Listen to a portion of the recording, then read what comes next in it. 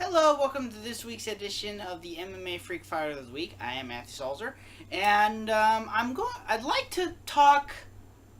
I feel like I can only talk so much about the UFC on Fox 25 or UFC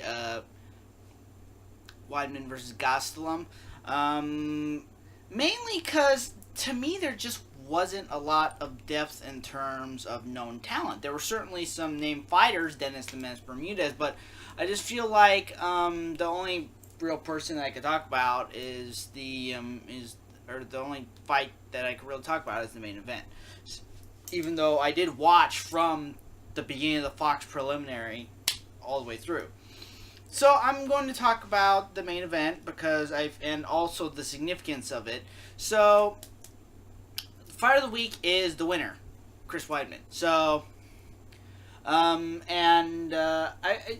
was one of those things where it really had a significance, not because of the location where it was at the Nassau Veterans Memorial Coliseum, but also not only the fact that it was the first fight in Long Island. It's also the fact that Chris Weidman's back was really on the fence, even though the UFC, with their bigger name fighters, because of Bellator's habit of snatching fighters up, has developed more of holding on to the fighters as long as they can. It's still one of those things where you need to go out there and perform. And Weidman was on a 3-fight losing streak. He lost to Luke Rockhold, Gegard Mousasi, not necessarily in that order, and also to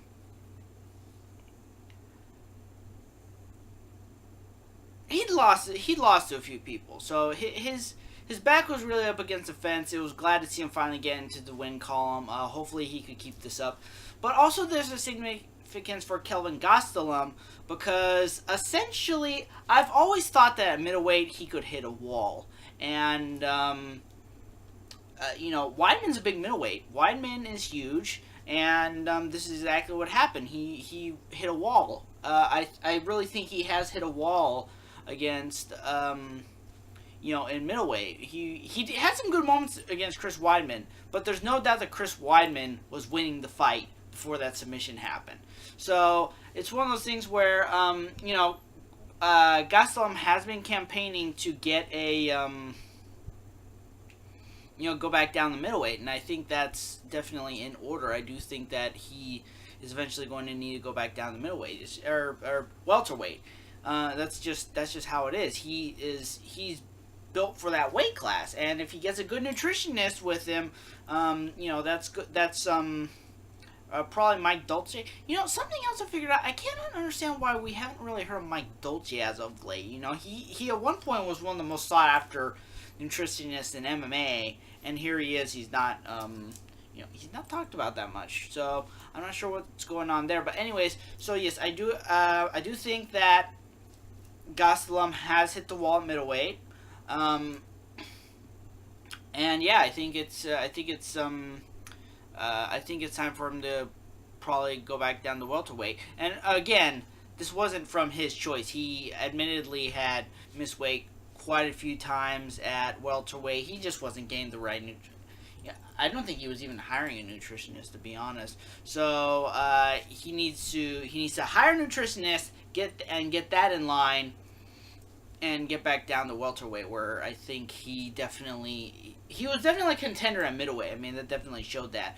I think he could be better at welterweight. So we'll see how that goes. And again, it's good to see Chris Weidman get back into the win column there. I do think that he could possibly become welterweight champion again. He was winning that fight against Luke Rockhold that he lost until he made a dumb move.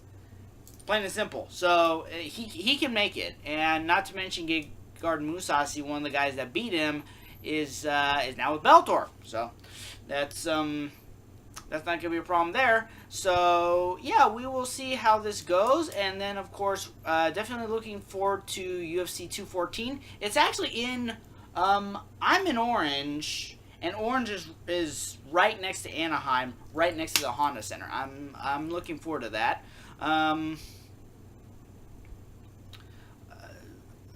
The tickets are unfortunately expensive up the yin yang, and I'm on a budget, so I'm probably not gonna be able to go see it, which is unfortunate. But well, it'll still be a good fight. It's definitely still gonna be a good fight. Also,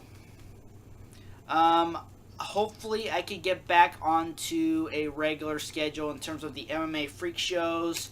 I was hoping to get them out every Friday. Ever since the last video, I haven't been keeping up with that. And then, of course, again with the latest episode, unfortunately, I just haven't been able to do that. Hopefully, I'm going to shy away from top 10 this week, and hopefully, I can actually get back onto a more consistent schedule.